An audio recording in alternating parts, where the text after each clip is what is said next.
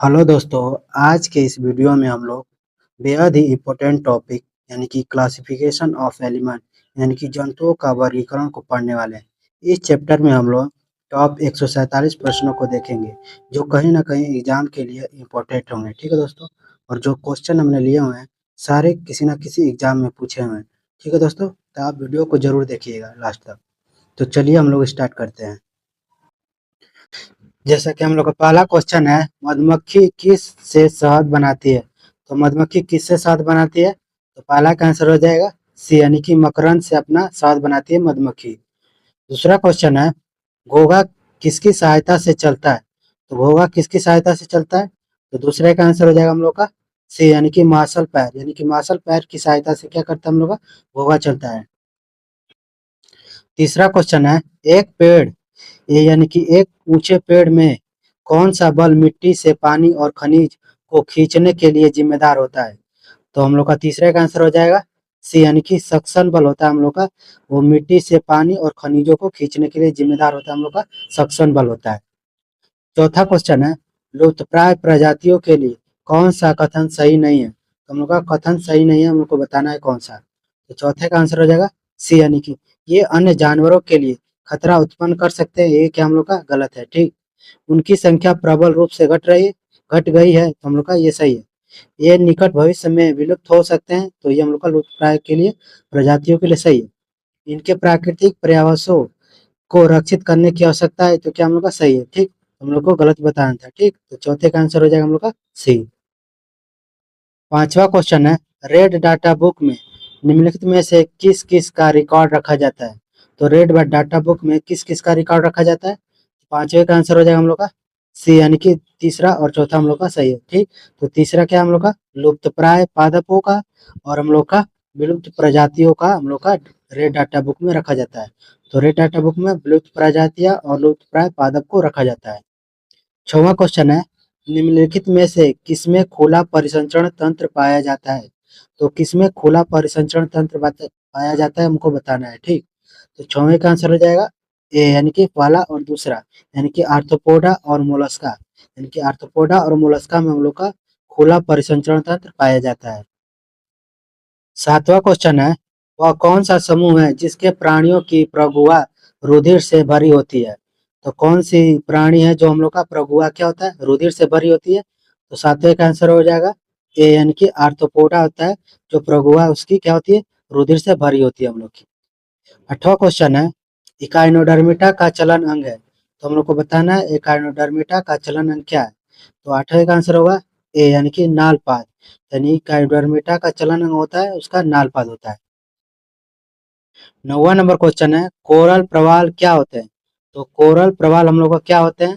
तो नौवे का आंसर हो जाएगा हम लोग का डी, यानी कि निभा यानी कि कॉलोनी में रहने वाले नाइडेरिया संघ के प्राणी। तो क्या हम लोग का होते हैं? तो कोरल प्रवाल क्या होता है हम लोग का? तो नाइडेरिया संघ के हम लोग के प्राणी होते हैं। 10वां क्वेश्चन है, निम्नलिखित में से कौन सी विदेशी नस्ल है? तो हम लोग को बताना है विदेशी नस्ल कौन सी है। तो 10वें का आंसर क्या हो जाएगा हम लोग का बी, यानी कि दूसरा और तीसरा हम लोग का क्या है विदेशी नस्ल है। तो दूसरा क्या है हम लोग का? तो जर्सी और ब्राउन स्विस, ये क्या हम लोग की विदेशी नस्ल है। 11 नंबर क्वेश्चन है, वर्गीकीय पदानुक्रम में कुल फैमिली यानी कौन से दो के मध्य आती है? तो 11 का आंसर हो जाएगा हम लोग का बी, यानी कि गण और वंश हम लोग की किस में आती है? तो कुल यानी कि फैमिली यानी कि वर्ग के मध्य में आती है हम लोग की। ठीक, 12 नंबर क्वेश्चन है, अमीबा और पैरामीशियम द्वारा भोजन ग्रहण करने की प्रक्रियाओं में मूलभूत अंतर क्या है? ग्रुप डी 2022 का क्वेश्चन है और दरोगा 2019 में भी पूछा हुआ है। ठीक, तो 12 का आंसर हो जाएगा हम लोग का डी, यानी कि अमीबा कोशिका की संपूर्ण सतह से और पैरामीशियम केवल विशिष्ट स्थान से ही भोजन ग्रहण कर सकता है। तो पैरामीशियम द्वारा भोजन ग्रहण करने की प्रक्रिया में मूलभूत अंतर क्या होता है? तो अमीबा कोशिका को संपूर्ण सतह से, पैरामीशियम केवल विशिष्ट स्थान से ही भोजन ग्रहण कर सकते हैं। 13 नंबर क्वेश्चन है, सुपरिभाषित केंद्रक किसमें नहीं पाया जाता है? तो सुपरिभाषित केंद्रक किसमें नहीं पाया जाता है? तो 13 का आंसर होगा ए, यानी कि नीलहरित शैवाल में सुपरिभाषित केंद्रक हम लोग का नहीं पाया जाता है। 14 नंबर क्वेश्चन है, कौन सी यथार्थ मछली है? तो हम लोग को बताना है कौन सी यथार्थ हम लोग की मछली है। हम लोग का 14 का आंसर हो जाएगा सी, यानी कि डॉग फिश हम लोग की क्या है, एक यथार्थ मछली। 15 नंबर क्वेश्चन है, निम्नलिखित में से कौन से प्राणी समुद्रों में पाए जाते हैं? तो हम लोग को बताना है समुद्र में प्राणी कौन पाए जाते हैं। तो 15 का आंसर हो जाएगा बी, यानी कि इकाइनोडर्मेटा में हम लोग क्या है, समुद्र में प्राणी पाए जाते हैं इकाइनोडर्मेटा के। 16 नंबर क्वेश्चन है, वास्तविक अंग किस वर्ग में नहीं होते हैं? तो वास्तविक अंग किस वर्ग में नहीं होते हम लोग को बताना है, ठीक।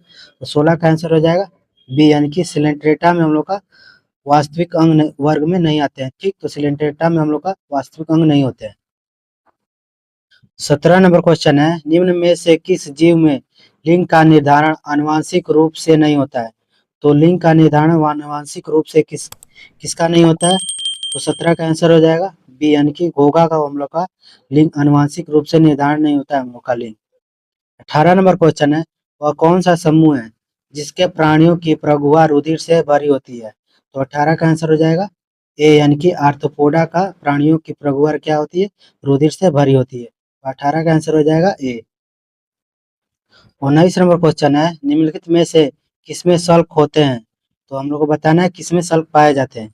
तो 19 का आंसर हो जाएगा हम लोग का सी, यानी कि दूसरा और तीसरा हम लोग का सही है। तो दूसरा यानी कि पिसीज वर्ग में सल्क पाए जाते हैं और तीसरा यानी कि सरीसृप में हम लोग का सल्क पाए जाते हैं। 20 नंबर क्वेश्चन है, निम्न में से कौन सा कोशिकांग अमीबा में जल की मात्रा को बनाए रखने के लिए उत्तरदायी होता है? तो 20 का आंसर हो जाएगा हम लोग का ए, यानी कि संकोचनशील रसधानी हम लोग का क्या होता है, तो अमीबा में जल की मात्रा को बनाए रखने के लिए क्या होता है, उत्तरदायी होता है। ग्रुप डी 2022 का है, बीपीएससी 2019 में पूछा हुआ है। 21 नंबर क्वेश्चन है, कठोर कैल्शियम कार्बोनेट से बनी संरचना का कंकाल के रूप में निम्नलिखित में से किसके द्वारा इस्तेमाल किया जाता है? तो 21 का आंसर हो जाएगा ए, यानी कि इकाइनोडर्मेटा में हम लोग का कैल्शियम कार्बोनेट से बनी संरचना के कंकाल के रूप में प्रयोग किया जाता है। 22 नंबर क्वेश्चन है, एम्फीबियनों में नहीं होता है, तो एम्फीबियन में क्या नहीं होता हम लोग का? तो 22 का आंसर हो जाएगा सी, यानी कि सल्क नहीं पाया जाता है एम्फीबियन में। 3 कोष्ठक यानी प्रकोष्ठ वाला हृदय होता है एम्फीबियन में, क्लोम या फेफड़ा होता है एम्फीबियन में, और श्लेष्मा ग्रंथि भी हम लोग की होती है एम्फीबियन में।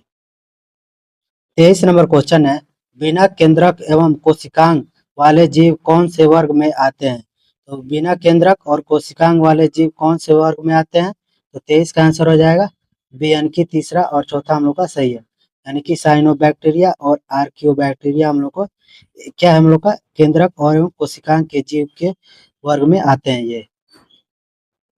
तो साइनोबैक्टीरिया और आर्कियोबैक्टीरिया क्या हम लोग का, ये बिना केंद्रक और कोशिकांग वाले जीव आते हैं।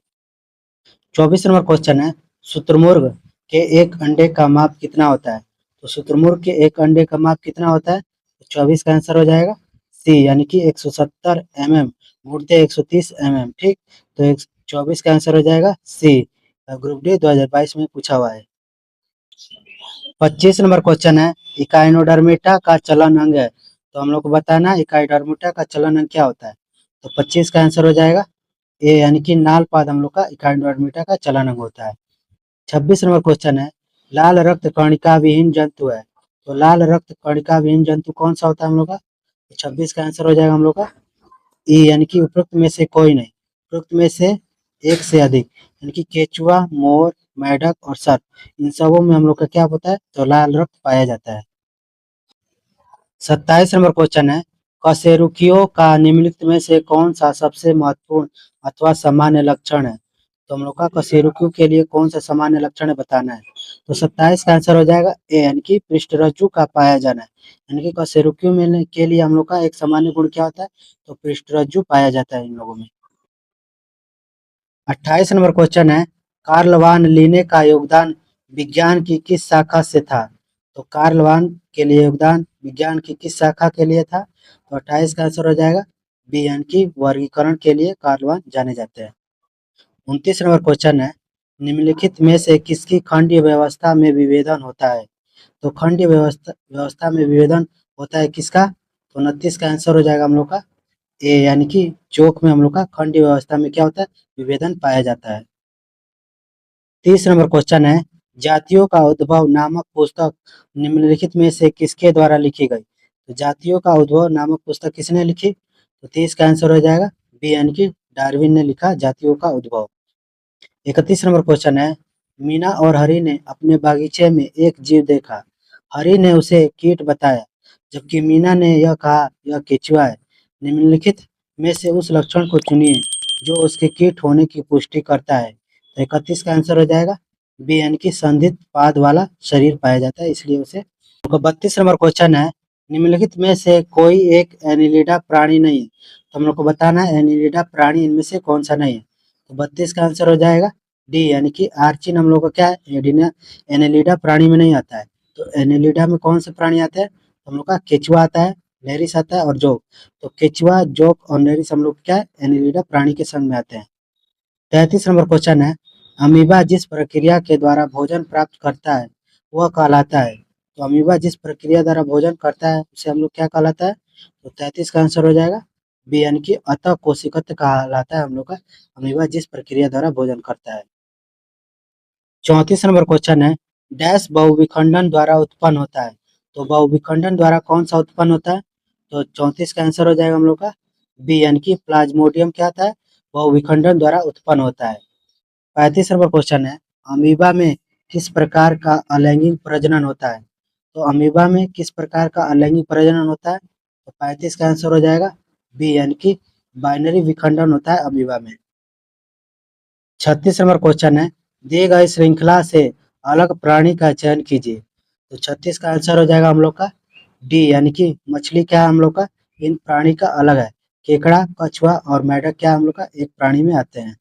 37 नंबर क्वेश्चन है, हाइड्रा प्रजनन करता है। तो हाइड्रा प्रजनन करता है किसके द्वारा। तो 37 का आंसर हो जाएगा सी, यानी कि मुकुलन द्वारा हाइड्रा प्रजनन करता है। तो 37 का आंसर हो जाएगा सी। 38 नंबर क्वेश्चन है, निम्न में से कौन सा यौन और अलैंगिक दोनों रूपों में उत्पन्न होता है। तो यौन और अलैंगिक दोनों रूपों में कौन सा उत्पन्न होता है। तो 38 का आंसर हो जाएगा ए, यानी कि हाइड्रा क्या करता है, यौन और अलैंगिक दोनों रूपों में उत्पन्न होता है। 39 नंबर क्वेश्चन है, जंतुओं का कौन सा समूह विशेष रूप से मुक्त रूप से रहने वाले समुद्री जीव है। तो हम लोग का मुक्त रूप से रहने वाले समुद्री जीव को बताना है। तो 39 का आंसर हो जाएगा हम लोग का डी, यानी कि इकाइनोडर्मेटा के जीव क्या होता है, समुद्र रूप में समुद्री जीव में पाए जाते हैं, यानी कि मुक्त रूप में रहते हैं, ठीक, स्वतंत्र रूप में। ठीक, तो 39 का आंसर हो जाएगा डी, यानी कि इकाइनोडर्मेटा। 40 नंबर क्वेश्चन है, डैश एक बहुकोशिकीय जीव है। तो एक बहुकोशिकीय जीव कौन सा है। तो 40 का आंसर हो जाएगा हम लोग का ए, यानी कि एग्रेकस क्या है हम लोग का एक बहुकोशिकीय जीव है, ठीक, तो इसको ध्यान रखिएगा। 41 नंबर क्वेश्चन है, निम्नलिखित में से कौन सा जंतुओं का सबसे बड़ा समूह है। तो जंतुओं का सबसे बड़ा समूह कौन सा है। तो 41 का आंसर हो जाएगा हम लोग का सी, यानी कि आर्थ्रोपोडा हम लोग का क्या है, जंतुओं का सबसे बड़ा संघ है। 42 नंबर क्वेश्चन है, निम्नलिखित में से कौन सा विखंडन द्वारा पुनः उत्पन्न हो सकता है। तो विखंडन द्वारा पुनः उत्पन्न कौन सा हो सकता है। तो 42 का आंसर हो जाएगा हम लोग का डी, यानी कि स्पाइरोगायरा क्या होता है, तो विखंडन द्वारा पुनः उत्पन्न हो सकता है। 43 नंबर क्वेश्चन है, वैसे अंग जिनकी मौलिक संरचना तो एक समान होती है परंतु उनके द्वारा किए जाने वाला कार्य भिन्न भिन्न होता है, यह कहे जाते हैं। तो 43 का आंसर हो जाएगा सी, यानी कि समजात अंग कहलाते हैं, ठीक। तो वैसे अंग जिनकी मौलिक संरचना तो एक समान होती है परंतु उनके द्वारा किए जाने वाला कार्य क्या होता है, तो भिन्न भिन्न होता है, तो ये किसके कहलाते हैं, तो समजात अंग कहलाते हैं ये। 44 नंबर क्वेश्चन है, किसे टैक्सोनॉमी का जनक कहा जाता है। तो टैक्सोनॉमी का जनक किसे कहते हैं हम लोग। तो 44 का आंसर हो जाएगा बी, यानी कि लिनियस को हम लोग टैक्सोनॉमी का जनक कहते हैं। 45 नंबर क्वेश्चन है, निम्नलिखित में से लिनियस पदानुक्रम के अवरोही क्रम में व्यवस्थित करें। तो लिनियस के पदानुक्रम में यानी कि अवरोही क्रम में व्यवस्थित करना है। तो 45 का आंसर हो जाएगा सी, यानी कि जगत पहले आया, फिर संघ, उसके बाद वर्ग, उसके बाद गण, उसके बाद कुल, उसके बाद वंश, उसके बाद जाति, ठीक, तो इसको ध्यान रखिएगा। 46 नंबर क्वेश्चन है, उस विकल्प का चयन कीजिए जो अलैंगिक प्रजनन से संबंधित स्तंभ 1 और स्तंभ 2 के सुमेलित रूप से दर्शाता है। तो स्तंभ 1 और स्तंभ 2 से हम लोग का क्या करना है, मिलान करना है, ठीक। तो हम लोग का 46 का आंसर क्या हो जाएगा हम लोग का ए, यानी कि ए का हम लोग का क्या हो जाएगा दूसरा, यानी कि ए हम लोग का क्या है, यानी कि लेसमेनिया क्या करता है हम लोग का द्विविखंडन करता है, ठीक। और बी हम लोग का बी यानी कि चौथा, यानी कि ईस्ट क्या करता है हम लोग का तो मुकुलन यानी ईस्ट क्या करता है हम लोग का, मुकुलन द्वारा प्रजनन करता है, ठीक। और सी यानी कि सी का तीसरा यानी कि प्लाज्मोडियम क्या करता है हम लोग का बहुविखंडन द्वारा प्रजनन करता है। और डी यानी कि हाइड्रा क्या करेगा हम लोग का, तो पुनर्जनन द्वारा प्रजनन करता है। ग्रुप डी 2022 में पूछा हुआ क्वेश्चन है, ठीक। तो ये इंपॉर्टेंट है, ठीक है दोस्तों, इसको ध्यान रखिएगा। 47 नंबर क्वेश्चन है, डैश के प्राणी अगतिशील होते हैं।